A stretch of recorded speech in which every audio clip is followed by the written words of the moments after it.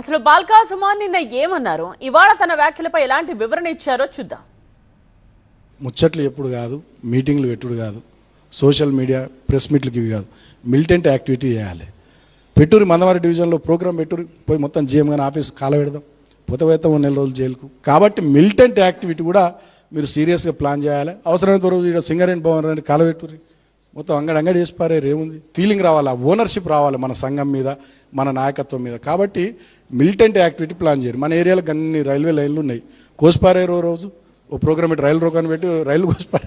Serious నేను నిన్న మాట్లాడింది ఏంది, ఈ ప్రభుత్వం ఇన్ని స్కాములు చేస్తుంది, సింగరేణిలో స్కీములను పక్కకు పెట్టింది, రైతుల వడ్లు కొంటలేదు, కార్మికులకు చెల్లించాల్సినటువంటి బకాయిలు చెల్లిస్తలేదు, కార్మికులకు దసరా బోనస్ కానీ దీపావళి అడ్వాన్స్ కానీ అవి కూడా చక్కగా ఇస్తలేదు, ఒక్క వెల్ఫేర్ యాక్టివిటీ అమలు చేస్తలేదు సింగరేణిలో.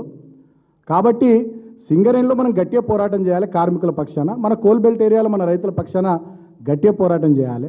ఎవరైనా రైతులు రోడ్ల మీదకి వస్తే వాళ్ళ మీద కూడా కేసులు పెడుతున్నారు.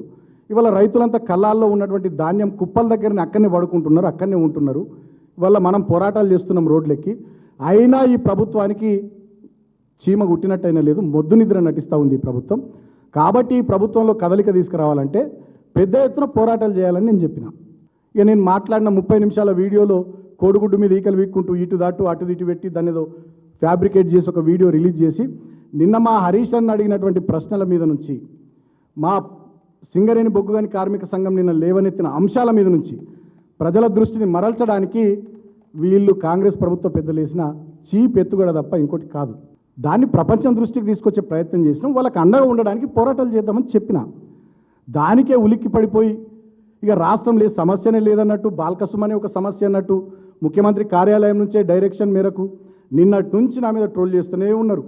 మా అంటే కేసులు పెడతారు కావచ్చు, మళ్ళీ నన్ను జైలుకు పంపిస్తారు కావచ్చు. మాకు పోరాటాలు కొత్త కాదు, జైలు కేసులు కొత్త కాదు. మీరు ఎన్ని చేసినా డెఫినెట్గా పోరాటం చేస్తాం ప్రజల పక్షాన.